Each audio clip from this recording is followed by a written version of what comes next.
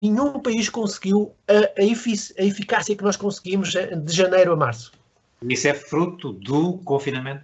Fruto do confinamento e fruto do medo que as pessoas, o cagaço que as pessoas apanharam em janeiro, não fui eu dizer num jornal que devíamos ter medo. Foram as pessoas que, de facto, apanharam medo. De facto, as pessoas apanharam medo e elas contraíram-se.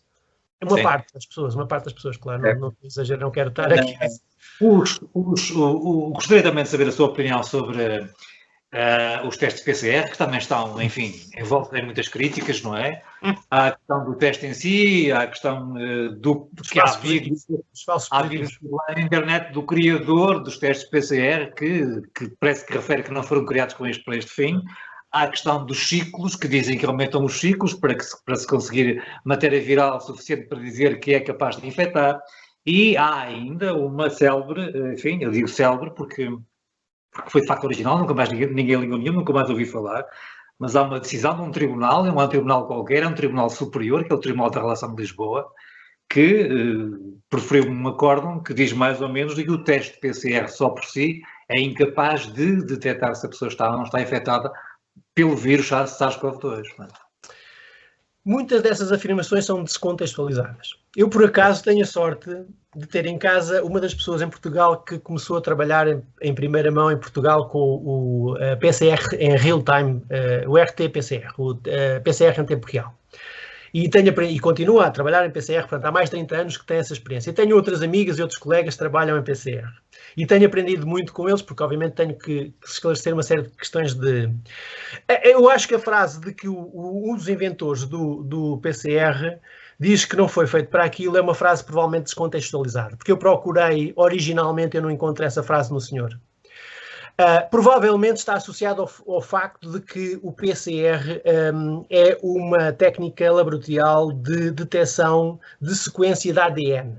A ADN é uma cadeia dupla, okay? de genes. E o vírus é um RNA. O vírus é uma cadeia simples. Eu penso, mas não tenho a certeza que poderá estar aí a origem. Mas, em termos laboratoriais, consegue-se complementar o RNA, que é uma cadeia simples, num cDNA, que é o DNA complementar. Ou seja, na prática, a cadeia simples de RNA é complementada com bases dos genes e transforma-se num DNA que é complementar. E é esse cDNA que é analisado pelo PCR. O PCR detecta, dentro de uma amostra de ADN, detecta a presença de determinados genes específicos. O que é feito? Também podemos perguntar, por exemplo, nós podemos utilizar o PCR para detectar se eu estou infectado com o SIDA ou não, se eu estou infectado com o vírus de influenza ou não. Alguém critica o PCR aí? Não, ninguém critica, pois não.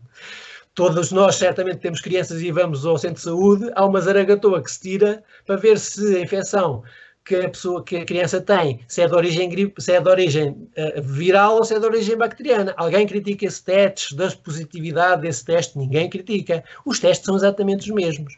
O PCR detecta a presença de no mínimo 3 genes específicos, são 3 partes da cadeia da sequência genética do RNA deste vírus. Daquilo que eu li, há países como, por exemplo, o Japão, que parece que vai testar, procurar cerca de 12 genes. Ou seja, é mais complementar, consegue uma maior especificidade, uma maior sensibilidade. A questão dos ciclos, o PCR, para já, antes de avançar na questão dos ciclos, qualquer técnico de PCR diz que se na amostra que você quer testar não tiver o ADN daquele vírus, jamais o PCR dá positivo. Jamais. Primeiro, as pessoas que criticam e que falam muito sobre isso desconhecem que cada amostra de PCR, cada teste de PCR, cada corrida tem 3 controlos positivos e 3 controlos negativos. Qual é a função destes controlos positivos e negativos? Os 3 controlos positivos têm material genético do vírus. E, portanto, o PCR tem que obrigatoriamente dar positivo nestas 3 amostras de controlo. Os 3 controlos negativos têm lá ADN, mas não têm o ADN do vírus, ou cDNA do vírus. E se são controlos negativos, ele tem que dar no final do PCR, tem que dar negativo. Portanto, a questão do falso positivo dado, porque há um teorema da estatística, que é o teorema de Bayes, que diz que, não havendo uma especificidade de 100%, pode haver uma probabilidade de haver um falso positivo, okay? Porque a estatística diz, não significaria que estes 3 controlos negativos, eles também vinham, de certa modo, dar positivo, se houvesse essa possibilidade. Portanto, o próprio sistema de PCR tem várias formas de controlar, e tem mais outro controle, chama-se controle branco, que é basicamente só os reagentes, não tem ADN nenhum. E esse branco, basicamente, é para ver se os reagentes estão contaminados ou não. O que pode existir no PCR chama-se contaminação cruzada. Ou seja, numa placa de muitos poços, onde a gente põe os poços, põe a mistura da amostra de ADN com os reagentes e com as bases, é uma placa com muitos poços e, portanto, nós testamos, o PCR testa muitas amostras de diferentes pessoas ao mesmo tempo. E na colocação do preparado, pode haver contaminação cruzada. Ou seja, haver uma pequena percentagem, uma gota, uma coisa qualquer, que passe de um poço para o outro. E aí é que pode dar um falso positivo, ou seja, é uma amostra que era negativa, mas que levou uma pequena porção do poço ao lado e ficou positivo. Claro que há laboratórios que têm formas de controlar isso. Depois, sobre a questão dos ciclos, a carga viral que vem na amostra, que é colhida no trato respiratório superior, pode trazer maior ou menor carga viral. Durante o nosso período de incubação de doença, nós podemos ter períodos em que temos mais carga viral ou menos carga viral. Aliás, há alguns que dizem que provavelmente há um pico, portanto, ou seja, a carga viral vai aumentando, chega a um pico e depois começa a diminuir. Se eu extrair a amostra dessa pessoa no momento em que ele tem a máxima carga viral dentro do seu trato respiratório, essa amostra leva uma carga viral muito elevada. E eu, provavelmente, com 18 ciclos, se calhar ele já dá positivo. Mas, se a amostra for mal colhida, por exemplo, os enfermeiros, porque houve um que eu já fiz 4 testes e ele disse-me porque é que temos que ir lá abaixo. Porque inicialmente não iam bem lá abaixo e tiravam amostras com pouca carga viral. E o PCR dava sinal da presença do vírus, mas não era conclusivo. Daí eles terem que alargar o número de ciclos de amplificação do RNA para a curva de resposta do PCR atingir o chamado CT value, que é o threshold, ou seja, o limiar a partir do qual eu digo que ele é positivo ou ele não é positivo. E, portanto, os próprios controlos que são utilizados positivos são utilizados com diferentes concentrações. Para quê? Para que, se houver uma amostra com concentração baixa, o PCR tenha capacidade de detectar. Agora, a questão de a pessoa tem carga viral deste vírus, está ou não está infectado. Ele tem o vírus, ok? Ele tem o vírus. Agora, pode não ter contraído a doença, não tem sintomas, não tem doença. Mas ele é transmissor.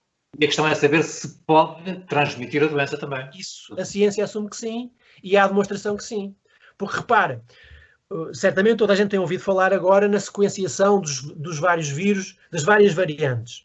De onde é que eles vão buscar as amostras para sequenciar? Vão exatamente às amostras de PCR, sejam sintomáticos ou assintomáticos. E há estudos que fazem a quantificação da carga viral mesmo em casos assintomáticos. Portanto, o Instituto Ricardo Jorge, quando faz sequenciação para ver se é uma variante de Inglaterra, de África do Sul, do Brasil ou é a variante antiga, vai buscar uma amostra de PCR mesmo em doentes que são assintomáticos e encontra lá e consegue identificar qual é o vírus. Se o vírus está no trato respiratório superior e a pessoa, ou porque o sistema imunológico respondeu rapidamente, ou porque a carga viral não foi suficiente para infectar pulmões e outros órgãos, a pessoa não desenvolveu sintomas, mas tendo carga viral no trato respiratório superior, quando fala, quando tosse, quando espirra, até mesmo ao respirar, saem partículas, gotículas e partículas pequenas que transportam carga viral. E, obviamente, podemos pensar... Sim.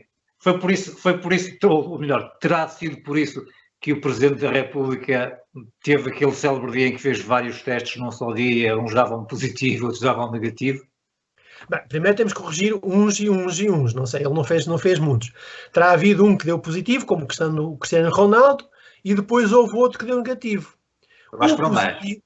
Quando se repete, nesse caso, no caso do Ronaldo houve apenas um negativo, houve um não conclusivo e a partir daí todos eram positivos. Aliás, ao fim de 14 dias ele estava em tal e ainda estava a fazer teste e ainda dava positivo. Okay? Mas apenas um negativo. E foi esse que suscitou a dúvida. E foi feito fora do laboratório que não trabalhava para a seleção. No caso do Presidente, já não me lembro bem, mas terá havido um positivo e depois se repetiu e depois deu negativo, depois foi repetir e deu negativo. Portanto, ou seja, aí suspeitou-se que aquele positivo, ou porque houve contaminação cruzada, ou por qualquer razão, deu positivo. E, portanto, confirmou-se ele. Agora, do ponto de vista do controle da pandemia, o princípio da máxima precaução diz-me, e os próprios técnicos PCR dizem isso, os técnicos laboratoriais. Eles desconfiam mais do falso negativo do que o falso positivo.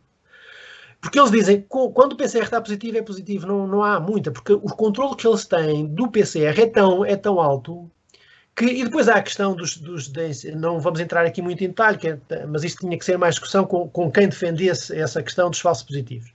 Porque tem a ver com questões estatísticas e questões de validação de métodos laboratoriais. Portanto, não vou entrar muito por aí.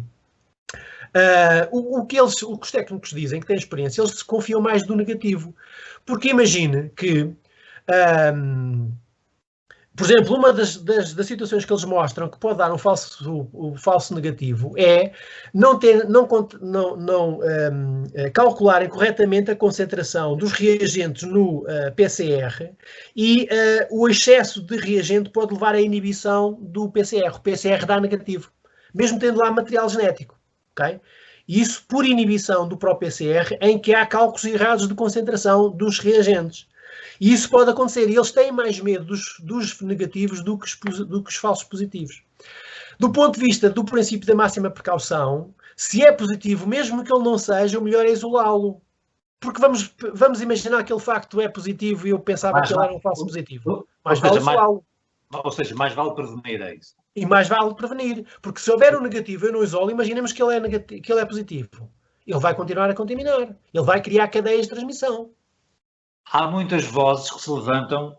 Desculpa, eu estou aqui a servir um bocado de advogado do diabo. E eu agradeço.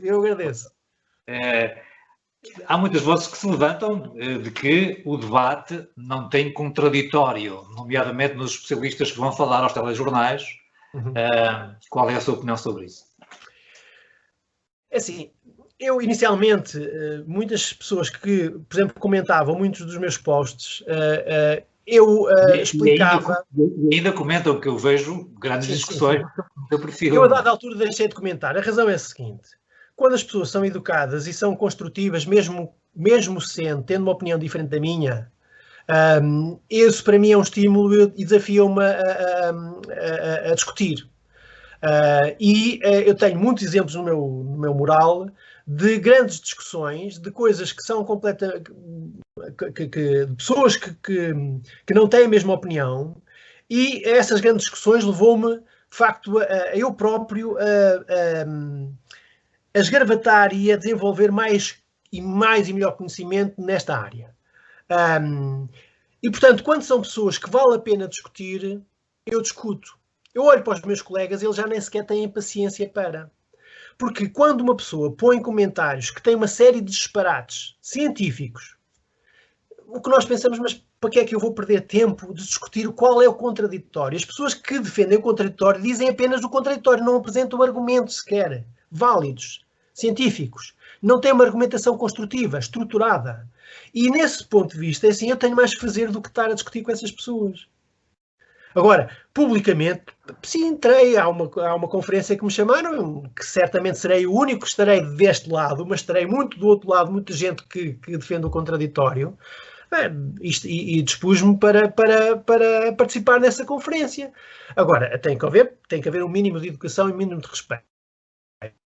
Depois, o contraditório tem que me apresentar argumentos sólidos e que tenham lógica. não é? E que tenham lógica e não que sejam apenas frases e afirmações descontextualizadas, que vou apanhando aqui e acolá, este indivíduo disse aquilo, aquele disse aquilo, isso para mim não é argumentação de contraditório, isso é simplesmente dizer o contrário. Não estou a referir-me só, enfim, às suas publicações, digamos, no Facebook ou nas redes sociais. Estou a referir-me que na comunicação social não há, de facto, se quiser, um contraditório. Há vozes que praticamente defendem as medidas, defendem a vacinação e, digamos, não se vê ninguém a defender uma posição, se quiser, enfim, ou apresentar algum tipo de argumentação que diverjam um pouco. Não é totalmente verdade. É verdade que, de facto, há, digamos, uma corrente dominante, digamos, os meios de comunicação social que fazem o seu trabalho. Não imagina a quantidade de conversas que nós temos com os jornalistas. Eles próprios vão validando essa fonte. Eu já estive num programa do Observador, da Rádio Observador, com o Dr. Jorge Turgal. Claro que também já estive com a doutora Raquel Varela. Não foi um debate, não quis entrar em debate porque não valia a pena entrar num debate. Mas vejo muitas pessoas que às vezes vão à comunicação social que defendem opiniões diferentes. Agora, não têm, provavelmente, aí há razão, uma certa razão, mas podemos compreender porque não têm o mesmo tempo de antena. Mas repara, se existe um lado que nega um conjunto de aspectos, de situações em que a própria ciência assume com verdade, não é? Que é o melhor conhecimento que nós temos científico, e há um conjunto de pessoas que contradiz essas observações e essas posições de uma forma que não é construtiva e que não é demonstrativa. Mais tarde ou mais cedo, a própria comunicação social perde a credibilidade sobre essa pessoa. A minha percepção é essa. Eu perco mais tempo a explicar coisas aos jornalistas do que propriamente a fazer entrevistas. Quando vêm fazer uma pergunta, aquela pergunta eu fico meia hora a falar com o jornalista. O que é que faz? Esse jornalista vai passando a palavra. E às tantas eu tenho tantos jornalistas porque sabem que eu não respondo só àquilo que ele pergunta. Eu explico, eu argumento, eu dou evidências. E isso vai dando certamente confiança aos jornalistas para me convidar ou para me entrevistar. Eu sinto isso, eu sinto que há, e tenho jornalistas que já são da minha confiança, porque de facto há uma relação de respeito e de consideração mútua. E eu acredito que, e sei de casos, não posso obviamente dizê-los, de que jornalistas já não entrevistam determinadas pessoas porque essas pessoas têm sempre o mesmo discurso, mas são discursos que não se conseguem, depois de espremer esse discurso, não consegue tirar nada. Portanto, quem defende o contraditório tem que construir esse contraditório e tem que construir uma narrativa com uma argumentação sólida. E o que eu vejo nessas argumentações, não há solidez nessa argumentação, nem sequer há estrutura nessa argumentação. E depois, as referências que fazem são referências um bocado pouco fundamentadas. Eu lembro-me uma vez um médico que defendia o contraditório e que era apologista das escolas abertas e não sei o quê, que apresenta um estudo, foi entrevistado num jornal, apresentou um estudo e por acaso fui pesquisar esse estudo e o que o estudo dizia era completamente diferente do que ele dizia na entrevista. O estudo tinha sido feito a educadores e ele tirou a conclusão de que aquele estudo era sobre as crianças que ficaram infectadas nas escolas nos Estados Unidos. Uma coisa completamente diferente. E, portanto, quando as pessoas fazem afirmações descontextualizadas, criam dificuldade na percepção da opinião pública. Há um médico, não sei agora o nome dele, é qualquer coisa Ferreira, que tem a impressão, que acho que é do Hospital São João do Porto. Ele próprio, há vídeos, que eu já vi vários vídeos, a questionar quem são esses especialistas, que trabalhos é que têm. Eu já estive com esse médico, numa entrevista na rádio, e ele apresentou as argumentações, eu apresentei as minhas argumentações. É um médico que já não está no ativo, está na administração do Hospital do Porto. Ele nem sequer já está na ala intensivista, já não está sequer, percebe? E a própria argumentação, o que ele defende, não bate certo, é que não bate certo. Não bate certo. Repara, a transmissão deste vírus exige conhecimento de biologia, epidemiologia, de virologia, de física e de matemática. Porque nós temos de saber como é que o vírus passa de uma pessoa para outra através do meio ambiente. É a física que explica isso. A física é que explica qual é o tempo de vida desse vírus no meio ambiente. É a física que explica. E, portanto, eu só com conhecimento de medicina sou incapaz de explicar todas as vertentes desta pandemia. Portanto, eu quando passei 12 meses a trabalhar nisto, eu não sou só a estudar matemática. Eu estou a estudar muito para além da matemática. E, portanto, essas pessoas também têm que fazer esse esforço. E eu não vejo esse esforço dessas pessoas. No entanto, e é uma crítica que se faz atualmente à ciência também, enfim, uma das vozes que mais se ouve falar, digamos, sobre vacinas é o Bill Gates, que veio, digamos, dos computadores, não é? Assim, quando eu tenho uma ideia de que há uma conspiração, eu quero fundamentar que essa conspiração existe, eu vou arranjar mil e uma situação. Né? Repara, o filme que voltou novamente a passar sobre a pandemia é 2012.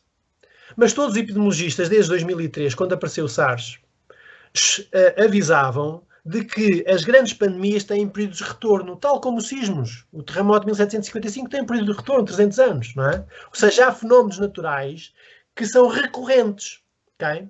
E dado a complexidade da nossa sociedade e a mobilidade que nós temos, e depois o facto de nós estamos a destruir grande parte dos ecossistemas, o que leva a que determinadas espécies tenham que, para sobreviver, invadir o nosso espaço, porque nós já invadimos o espaço deles. Nós cada vez mais estamos expostos a agentes patogénicos. Repara a questão do antrax. O aquecimento global está a descongelar o chamado pergelisol, ou seja, o permafrost, a terra permanentemente gelada. Isso fez com que uma carcaça que tinha a bactéria que desencadeia o antrax, com o gelo, essa bactéria tornou-se ativa. E por acaso deve ter passado uma rena ou qualquer coisa que ficou infectada e logo essa rena contaminou uma série de renas. E que passou também para o humano. Na China, há um core de gelo que foi novamente estudado, um core de gelo, um tubo de gelo que foi extraído de um glaciar na China, e que fizeram análise de agentes patogénicos desse core de gelo, que tem não sei quantos mil anos, já não me lembro, mas certamente mais de 120 mil anos, encontraram 32 agentes patogénicos. Desses 32, apenas 4 eram conhecidos. 28 agentes patogénicos são desconhecidos. Ou seja, a própria sociedade atual, ela desencadeia na sua ação sobre o ambiente e sua invasão sobre os ecossistemas, desencadeia um conjunto de ameaças que mais tarde ou mais cedo acaba por sofrer esse efeito. As doenças infecto-contagiosas, quando olhamos para a história, já têm mais de que, sei lá, eu há um bocado estava a ver uma sequência de doenças, de casos de crise pandémicas, e a história, e a lista é imensa, A tuberculose já vem, há estudos de tuberculose de há 20 mil anos. No Egito, há evidências da tuberculose há 20 mil anos no Egito. Portanto, a doença, a epidemia e a pandemia é uma realidade da nossa espécie e de todas as espécies. E não nos podemos livrar. Não é porque o Bill Gates se lembrou. O Bill Gates simplesmente pegou naquilo que os epidemiologistas vinham avisando. Okay? E ele, como é um indivíduo que tem olho para o negócio, ele percebe que tem que investir, tal como a alteração climática. Ele está a investir. Ele publicou um livro recentemente sobre a questão das alterações climáticas. Eu, para mim, sou contra aquilo que ele defende e que ele é. Porque ele está a ser meramente um oportunista. Ele está a ver a oportunidade da alteração climática como uma oportunidade de enriquecer. Todas as soluções que ele apresenta no livro, ele já tem uma empresa a desenvolver essa solução. E o que é que ele vai fazer? Vai levar todas as outras indústrias a desenvolver aquilo que ele já está à frente a desenvolver. Quem é que ganha? Ele já está na linha da frente. E ele também está a investir muito dinheiro em vacinas. Sim, exatamente, porque ele tem um olho para o negócio. Portanto, esta pandemia não surge porque ele se lembrou e porque ele inventou, porque ele eventualmente pagou a algum laboratório para pôr um vírus cá fora. Isso é uma teoria da conspiração que não bate certo. E, aliás, os técnicos da OMS foram à China novamente estudar a hipótese de puseram de lado ser um vírus, porque os virologistas portugueses dizem isso. A própria estrutura do vírus é impossível ele ser laboratório. Mas já que toca no assunto, há uma entrevista de um prémio Nobel, de creio da física, de um francês, que há pergunta sobre se este vírus foi feito em laboratório ou se é espontâneo. E ele respondeu que isto foi um trabalho bem feito à profissional, assim um bocado literalmente. Assim, essa frase em ciência não quer dizer nada. Isso dito na comunicação social e na opinião pública tem um peso imenso. Mas na ciência isso vale nada. Zero. Nem por ele ser o prémio Nobel. Eu também tenho um prémio Nobel que ataca as alterações climáticas e o que ele diz, ele é um físico, e o que ele diz para mim, com a formação que eu tenho, que não sou um professor auxiliar, o que ele diz é zero. Ou seja, são frases descontextualizadas, são pragmáticas, porque sabem o impacto que ele tem, mas em ciência isso não vale nada, porque ele tem que mostrar essa evidência. E o que eu ouvi de especialistas portugueses virologistas explicam a estrutura molecular daquele vírus era impossível ter sido feito em laboratório. Percebe?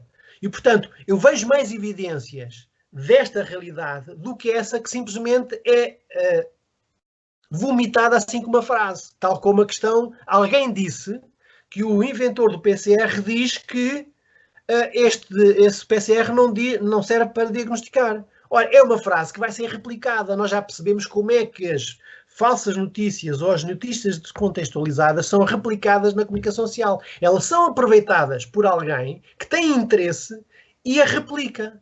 Isso é a estratégia da comunicação hoje em dia. Agora, ciência não se faz com comunicação social. Ciência faz com método científico. E essa frase, para mim, qualquer cientista, simplesmente diz que não tem qualquer valor. Mesmo que seja dita pelo Papa, não tem valor. Falar em Papa, já agora, o nosso Presidente da República visitou o Papa sem máscara e o Papa também sem máscara. Isso foi quando? Quando é que foi? Vai para um mês atrás. Há um mês atrás? Ou foi há uns meses? Não, há um mês. Não, esta última visita do Presidente da República vai há um mês e pouco, depois de ele tomar o segundo mandato, não é? Se é uma imprudência, né? Sim, provavelmente eu agora provavelmente não me estou a lembrar, mas sim, se houve o distanciamento mantido, pronto, se não houve, mas estando em lugar houve inclusive beijar a mão. Isso é uma imprudência e certamente é uma responsabilidade pela pessoa que é, né? Que sabe que tem que dar o exemplo. Claro que se fosse como aconteceu nos primeiros meses do ano passado, em que não havia máscaras, em que, digamos, o oficial não defendeu a máscara porque sabia que havia ruptura de estoques e, portanto, não podia dar, só quando passou a haver, de facto, capacidade de fornecimento de máscara é que então se estabilizou essa recomendação. Repare, o vírus tem uma dimensão que anda entre 0.1, eu acho que é 0.1 microns, milésimas de milímetro.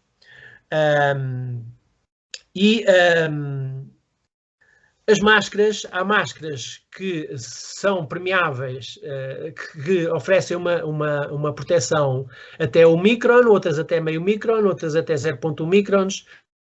Portanto, as FP2 são aquelas que de facto oferecem a proteção. Mas nós, quando usamos essas máscaras, mesmo a FP2, nós percebemos que o ar tem que circula, se ela não estiver bem ajustada, circula.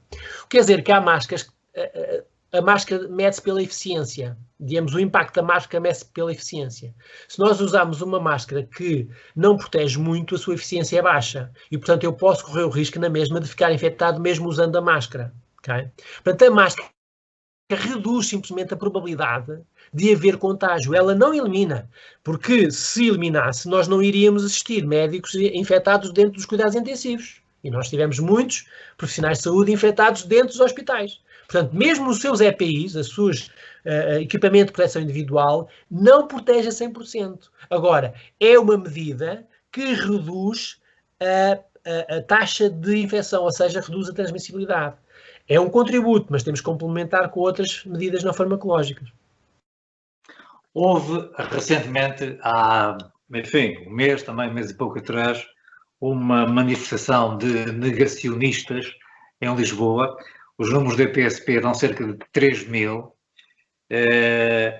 pessoas que se juntaram na zona do Marquês, desceram pela Avenida da Liberdade abaixo, toda esta gente sem máscara. Não consta que tivesse havido, digamos, um aumento de infecção por parte dos participantes. O que é que isto lhe diz?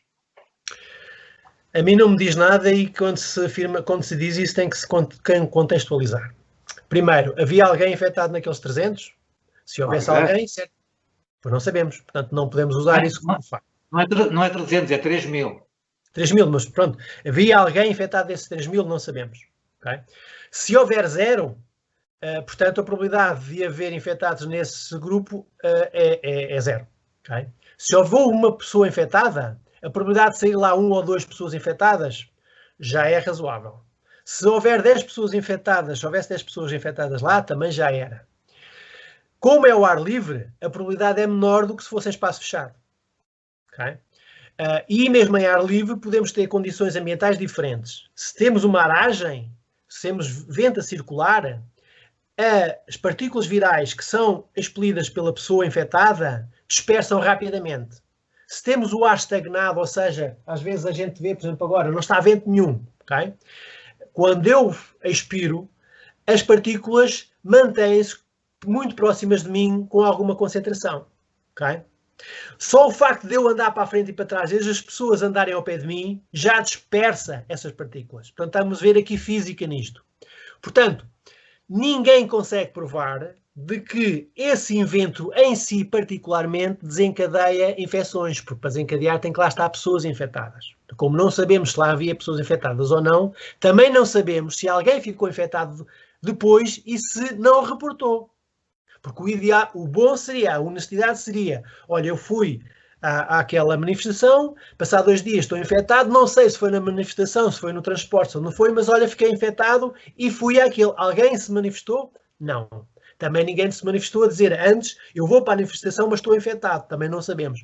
Portanto, cientificamente, para dar alguma opinião, eu tenho que ter dados, tenho que ter factos. E sobre factos é que eu posso opinar.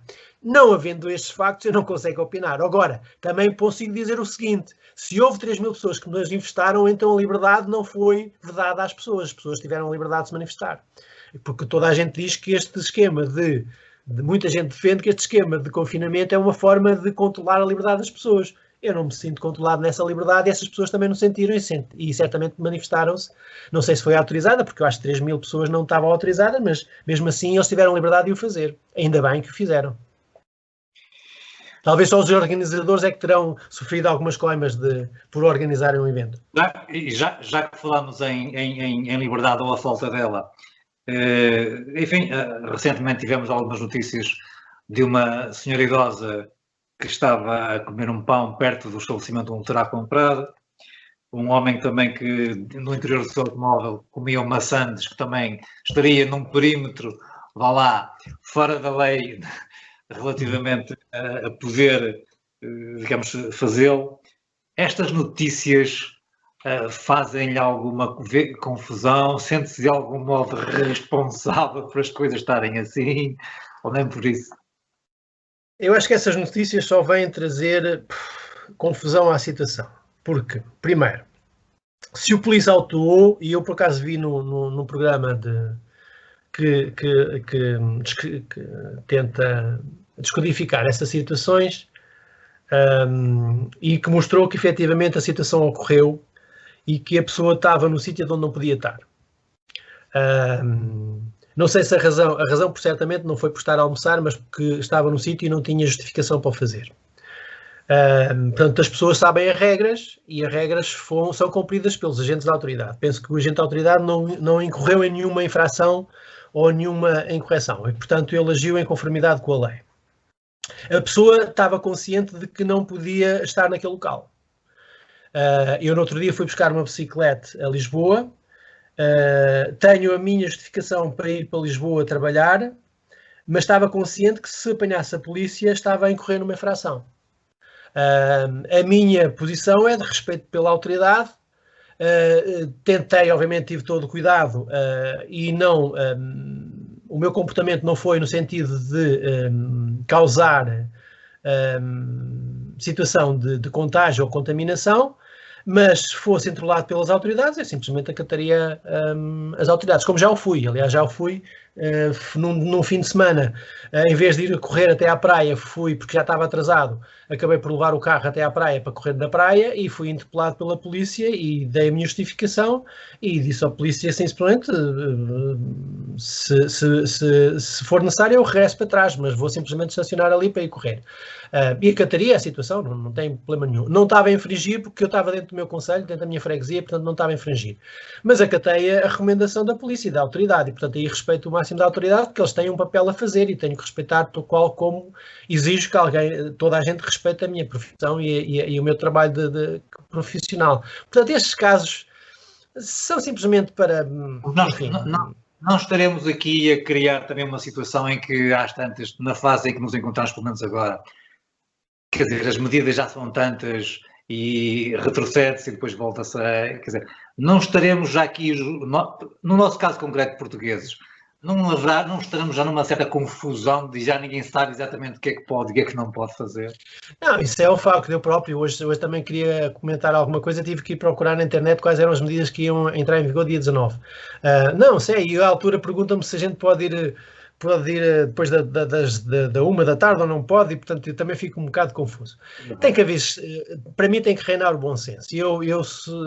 Para mim, quando eu vou à rua e se um agente da autoridade está a exercer o seu papel e a sua função, eu simplesmente tenho que respeitar.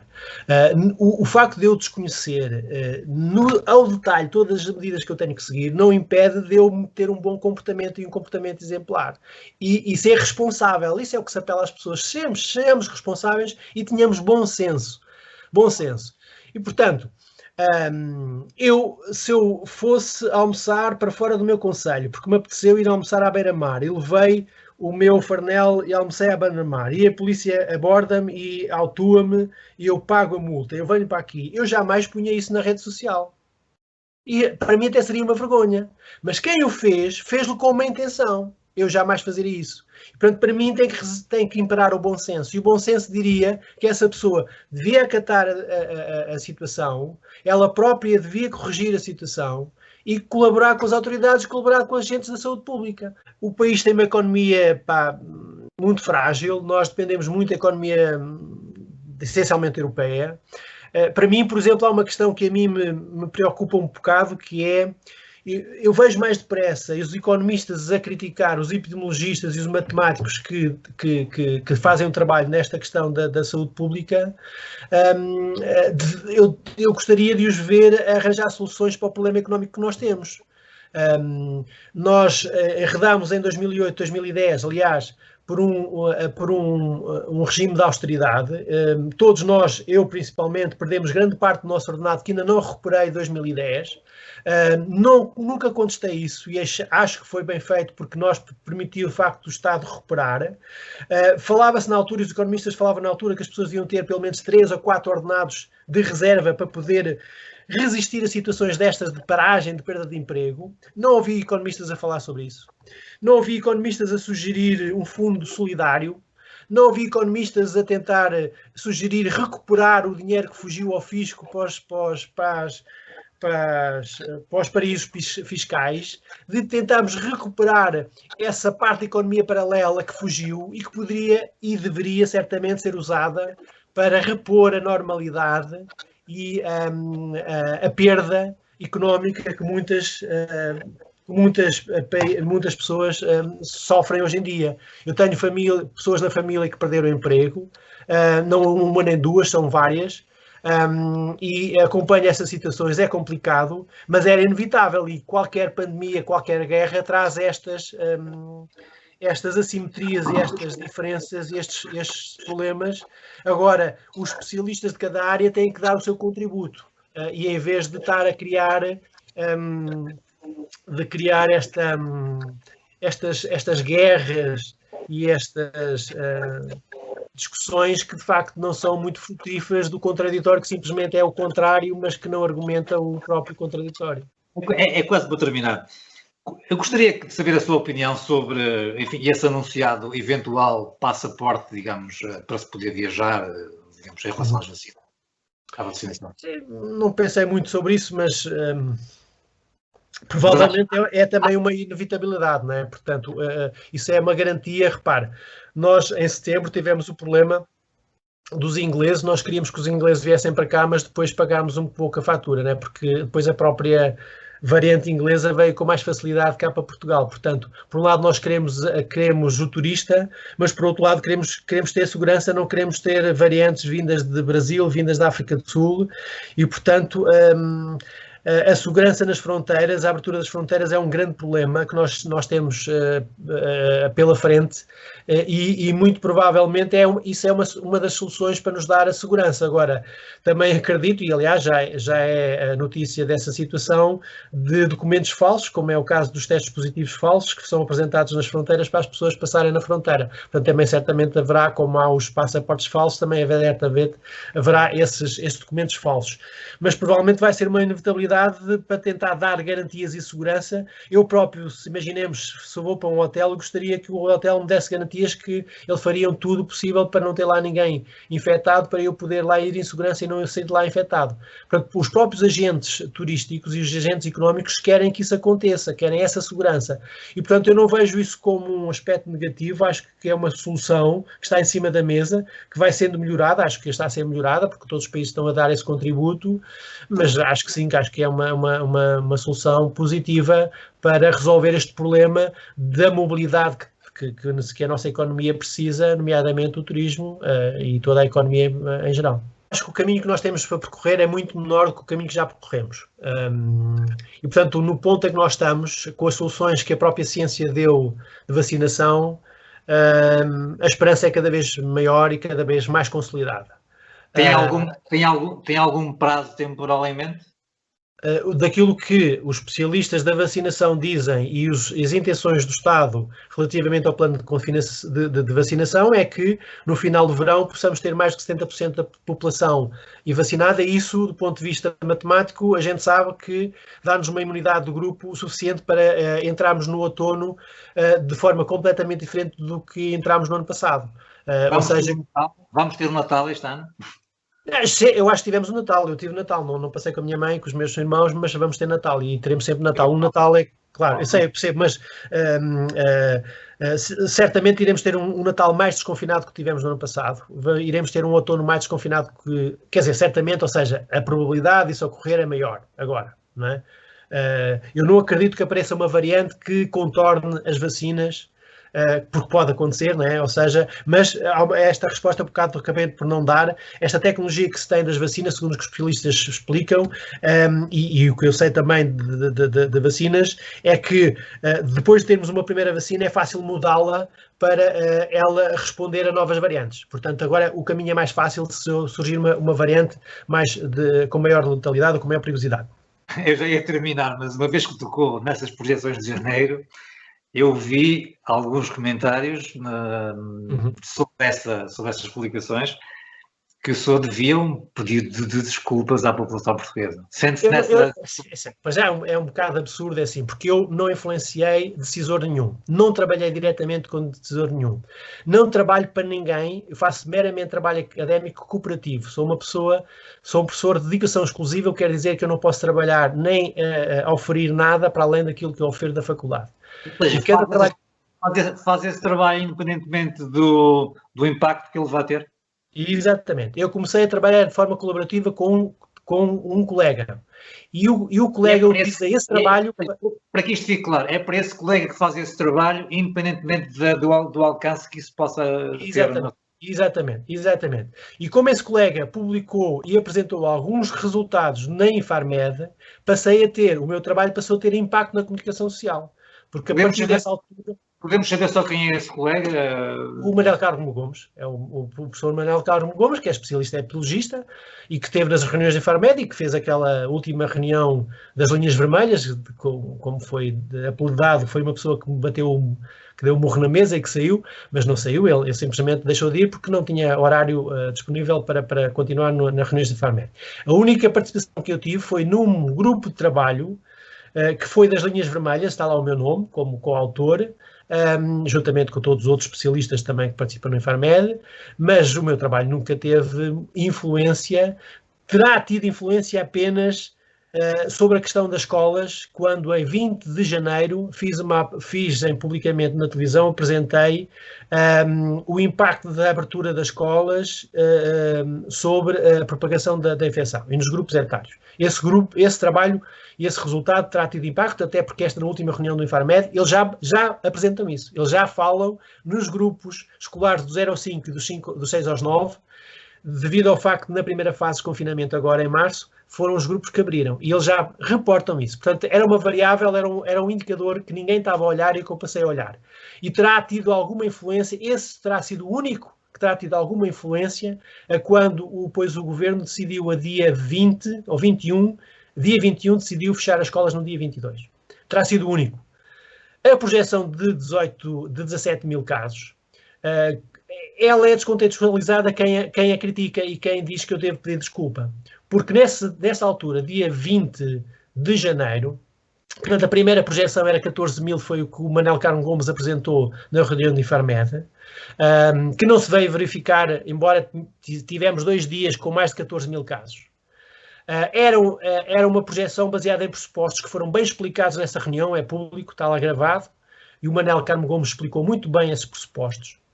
E essa mesma forma de projetar continua a ser utilizada em função dos dados até dia 22 de janeiro. E projetavam um pico com 17 mil casos. Nessa mesma altura, as próprias projeções internas do Instituto Carlos Jorge, que essas sim são oficiais e utilizadas pelo Ministério da Saúde, projetavam 22 mil casos. Portanto, muito pior do que eu. Em termos de camas de cuidados intensivos, a minha projeção máxima foi de 890 camas. E o máximo que atingimos foi 903. Mas ninguém veio ao Facebook ou à rede social dizer que eu falhei por 10 ou por 13 camas e falhei por baixo, porque nós atingimos 94 e eu projetava apenas 890. Ninguém falou sobre isso. E nessa altura, o Instituto de Carlos Jorge projetava 1.100 camas nos cuidados intensivos. Portanto, falhou por 200. Okay? Portanto, quem faz essas afirmações descontextualiza-as, compara coisas que não são comparáveis, porque logo a seguir, a dia 23, 24, salvo erro, nos mesmos meios de comunicação eu ia atualizando as minhas projeções. E no final de janeiro eu já não tinha projeções a 7 mil, eu já tinha projeções revistas em baixa, porque nós já tínhamos passado pelo pico. Ou seja, essas pessoas, se contextualizassem a projeção que eu apresentei em 20 de janeiro, qualquer um perceberia. Porquê? Porque as projeções eram baseadas em dados que ainda não tinham impacto no índice de transmissibilidade do confinamento. E, portanto, o método de projeção que eu tinha não conseguia projetar aquilo que ocorreu. Nem sequer, mesmo os especialistas, esperavam o impacto e a alta eficácia que nós tivemos no confinamento. Porque nenhum país tinha conseguido aquilo que nós conseguimos. Okay? Portanto, os modelos de epidemiologia que são utilizados e muito falados por essas pessoas que me criticam que eu devia utilizá-los, esses modelos são tão falíveis quanto o meu modelo.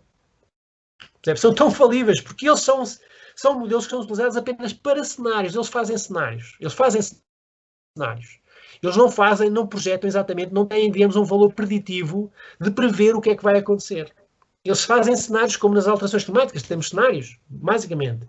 O que eu faço é pegar nos dados, projetar para daqui a 1, 2, 3 semanas.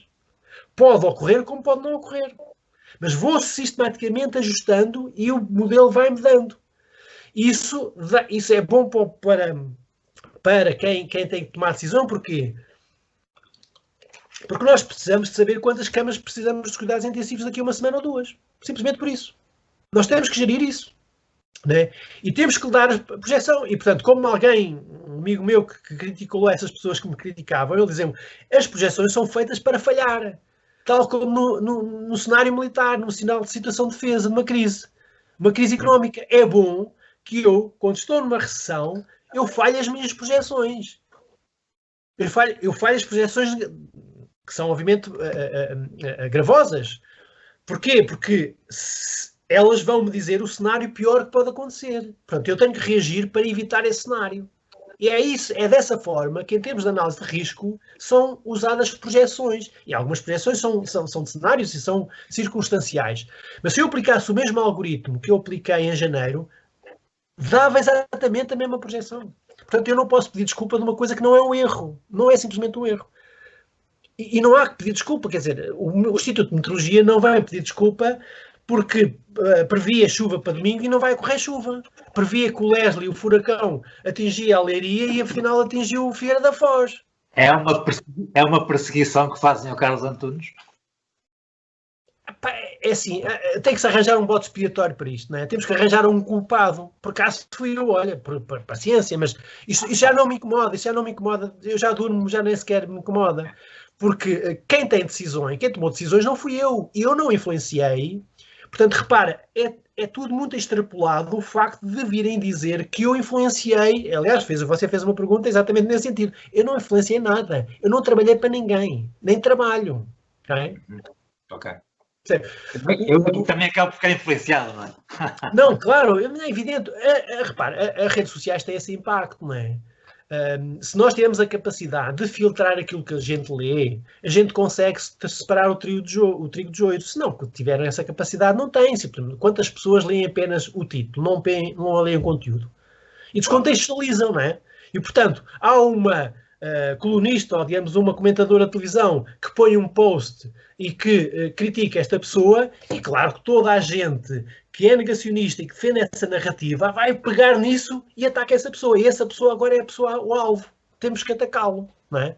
E, portanto, passei a ter outras pessoas que fazem colunas nos jornais e que escrevem o meu nome, como se eu tivesse tido culpa de alguma coisa que ocorreu, não é? Mas, para além dessas pessoas, existe centenas e centenas de pessoas que me dão os parabéns, que me agradecem pelo trabalho que tenho feito, não é? Evidente. Sim. Claro que eu tenho que ter estofo para aguentar uma coisa e outra, portanto, para mim isso não... Eu poderia, depois dessas críticas, deixar de dar entrevistas para os jornalistas, mas eles agradecem, eles insistem, porque, como eu lhe disse, eu não só dou entrevista, eu explico-lhes a eles. Eles aprendem comigo e dou material para eles pedem que eu lhe dê material e agradecem porque aprendem muito comigo. Tenho essa paciência.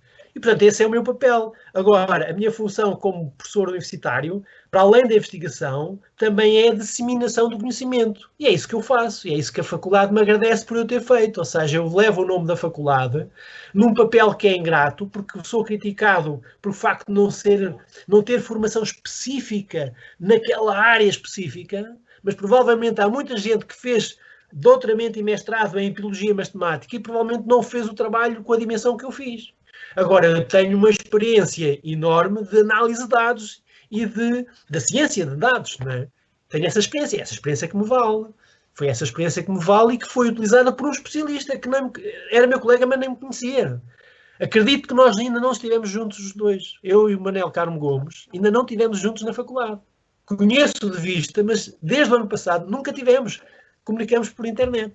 E todos os dias eu forneço dados, ele pede-me dados, está a fazer uma análise de risco por causa da vacina AstraZeneca, precisa da taxa de letalidade dos mais de 80, precisa da taxa de letalidade dos 18 aos 60 anos, manda um mail, eu processo, arranjo e envio para ele. É esta a minha função, é este o meu trabalho que eu tenho feito. O RT do INSA ficou em causa aqui há uns tempos atrás porque ele certamente estava atrasado. Os jornalistas fartam de me telefonar e pedem-me para explicar. Antes disso, eu já tínhamos avisado o Instituto Ricardo Jorge que existem vários métodos de calcular o R e que pode haver um problema no R que eles estão a calcular. Não é? E a análise que estamos a fazer. Eles agora começaram a olhar para as coisas que eu tenho vindo aqui na semana passada, por acaso. Isso talvez seja essa influência, não é? Dei uma entrevista à TSF e, por acaso, foi para a internet e as próprias ministras ficaram perturbadas com a entrevista que eu dei.